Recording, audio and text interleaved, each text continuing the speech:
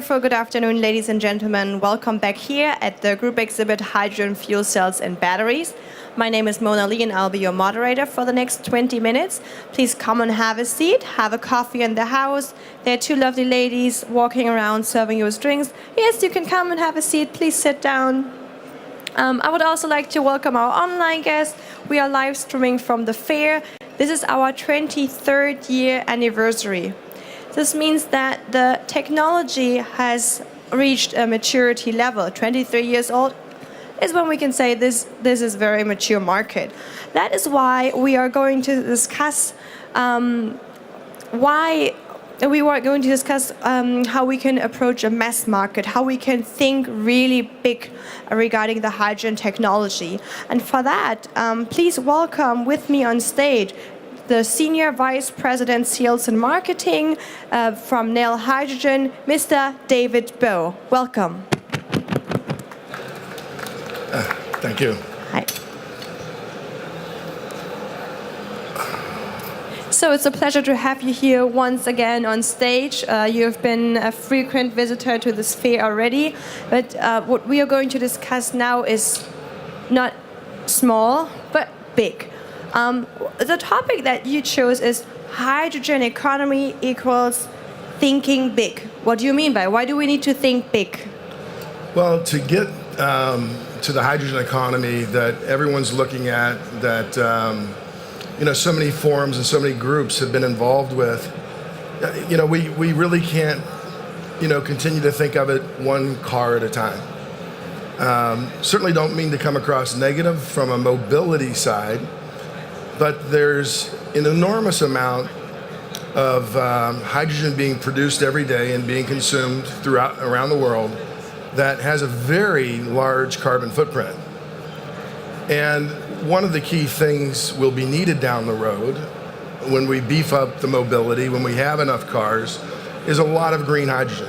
Because I don't think anybody wants to be burning brown, or even some cases I would consider black, hydrogen in their fuel cell cars.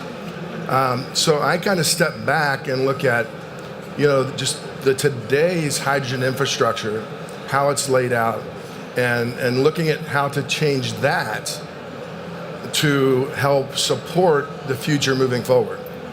And for that, it requires thinking a bit big.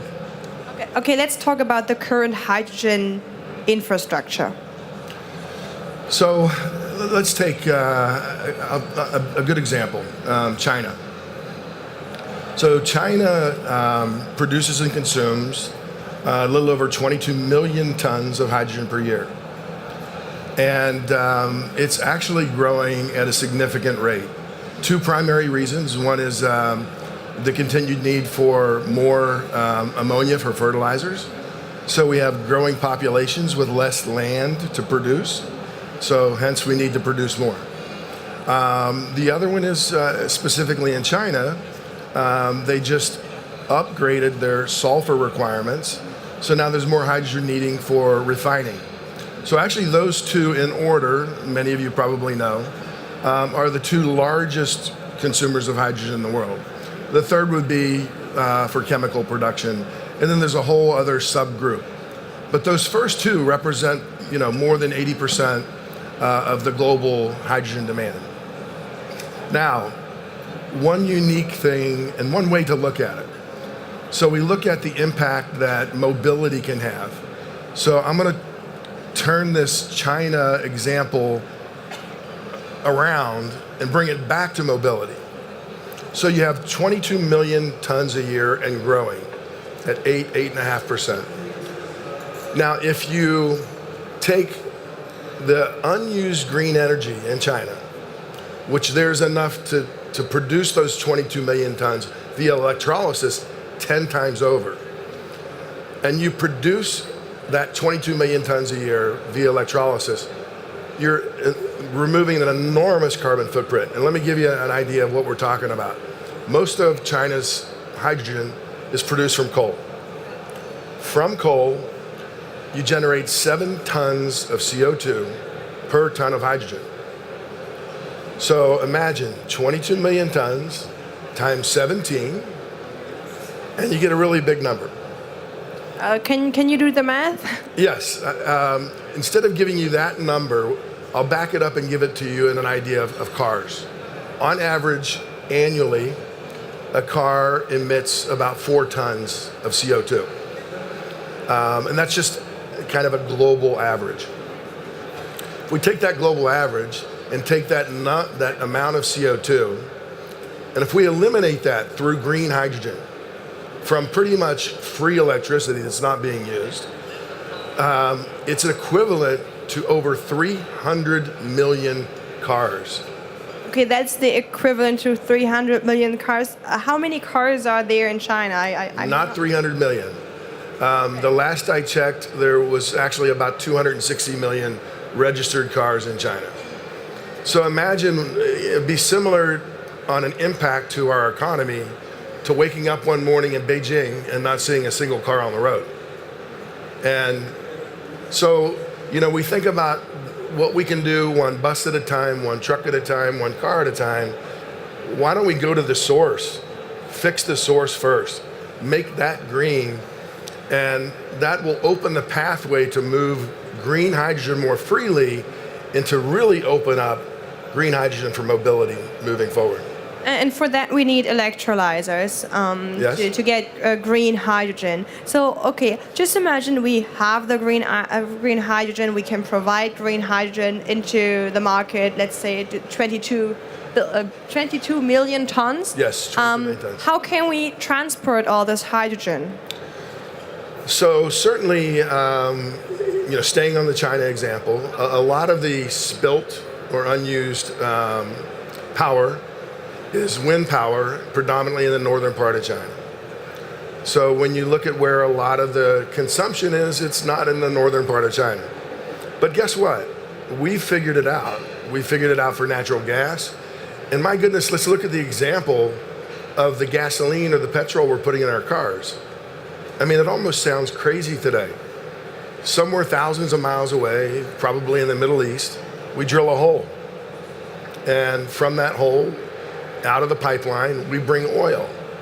We then transport that oil through some methodology to a port to load a tanker that then travels thousands of miles with the diesel engines polluting even more, coming into a port.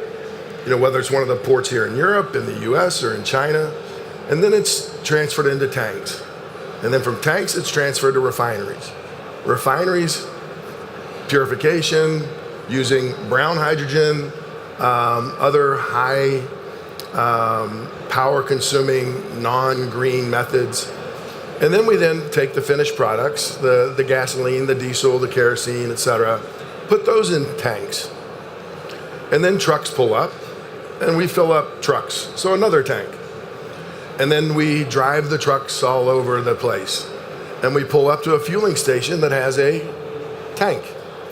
Then we unload from that tank on wheels, fill another tank, and from there, we fill our car. So the challenge then, we think about that process. How complicated?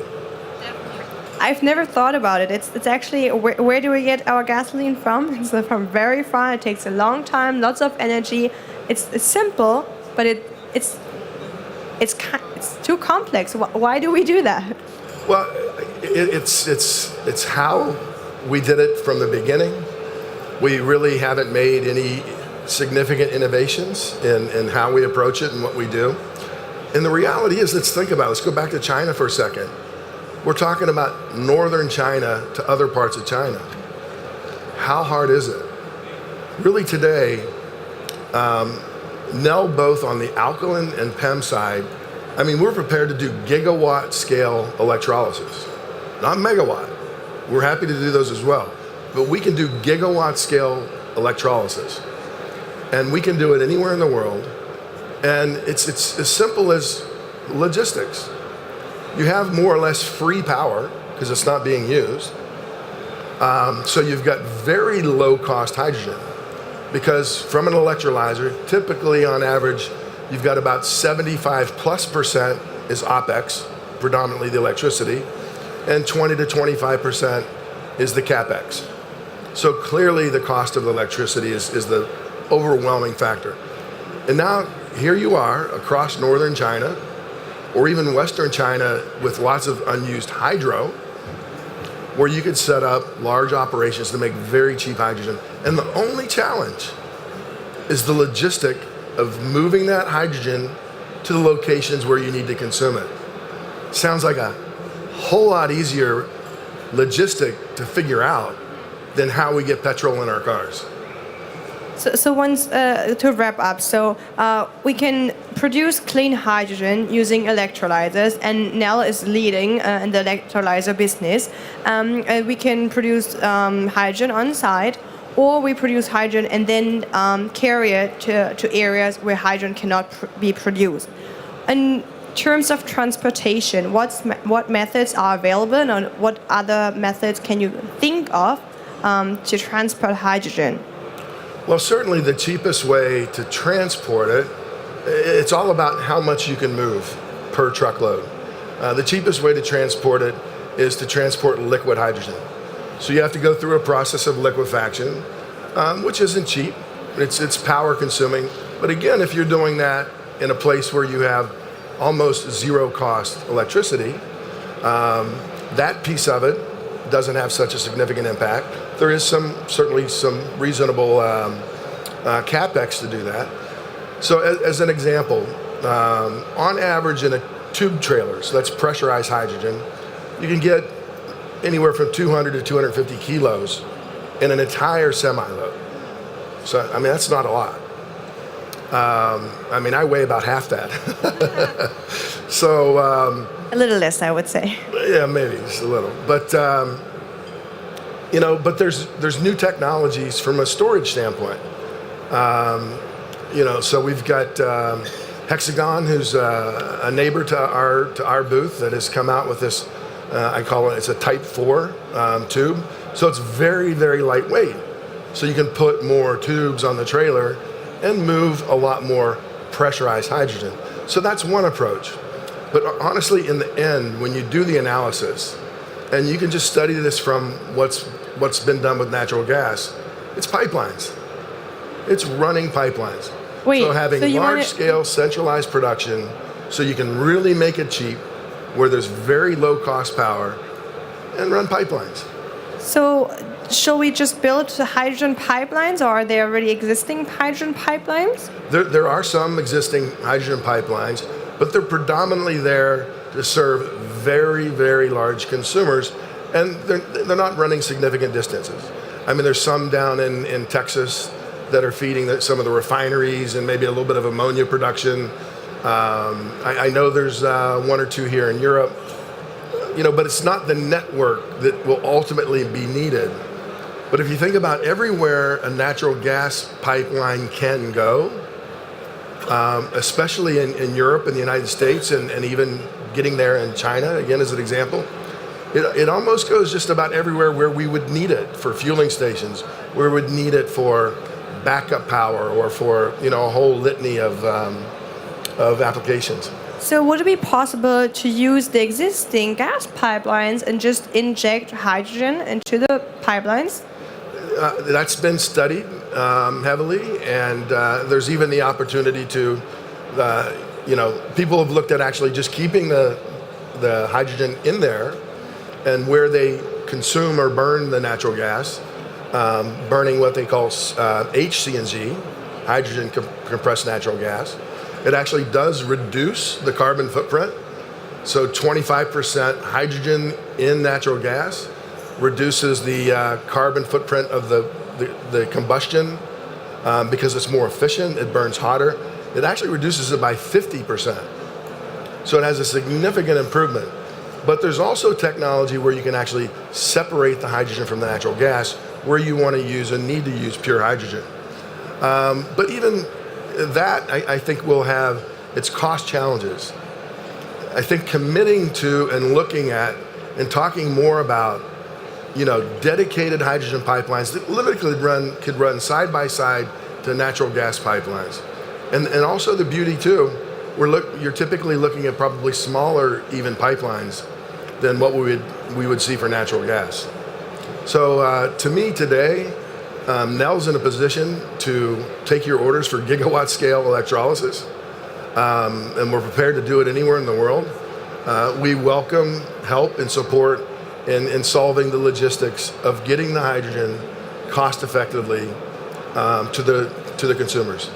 Mr. Bo is also open for questions. Are there any questions from the audience at this time? Okay. You're speaking like you're an advocate for the hydrogen infrastructure, and I can really see that this topic is important to you, and you're very ambitious. But when you're also here to represent Nel, it's not only your personal vision, but you're also representing your company. So in terms of the hydrogen infrastructure, what do you think what should happen that Nel can contribute successfully with partners to the hydrogen infrastructure? Well, one of the things that we've done over the past few years, both in our alkaline and our PEM technology, is significantly reduce cost. So that's why this discussion is we've focused in efficiency and cost reduction. So we're in a position today where we can provide electrolysis down in the $450 a kilowatt range. I mean, a year ago, 2 years ago, that wasn't even heard of. I mean, we were looking at numbers well over $1,000 a kilowatt and looking at a roadmap way out in the future. So we got aggressive. We spent the funds that were needed, and both in our alkaline and PEM, we can do extremely large scale at a very effective cost. So the technology is already available. Is it only Nel, or are there competitors on the market? And I'm glad you mentioned that, because any competitors in the room here, honestly, thank you. I welcome you. Godspeed, because we need you. There cannot be a hydrogen economy without many of us. I mean, it's a model that won't work. So, I don't know that we'll all always, be best buds and have a beer at night together. Maybe we can, but I'm happy to see all of you here, and like I said, Godspeed on coming up with fantastic technology. Keep pushing us, we'll keep pushing you. And let's make this work together. This is fantastic. I've never heard this before. Thanking your competitors for being here. Thanking your competitors for pushing the strategy. I think, well, this is very true what you say. You got to work together. You got to push through, and you need each other. And I think this is very important. And I have to close with these words, but I think they are so wonderful. Once again, thank you very much. It was Mr. David Bo representing Nel Hydrogen. Also, the booth is located just across the public forum here. The booth number is B59, yes. And Mr. Bo will be happy to answer all your other questions regarding the Nel products and the hydrogen infrastructure future. Thank you very much. Thank you. Thank you. Please stay seated, have another complimentary drink on the house. We'll continue with the introduction of Asahi Kasei's large-scale electrolyzer. And for that, you'll be listening to Dr. Mutsuhuri Maruyama. He's the general manager of the Clean Energy Project that stems from Asahi Kasei Europe. Thank you. Please stay seated.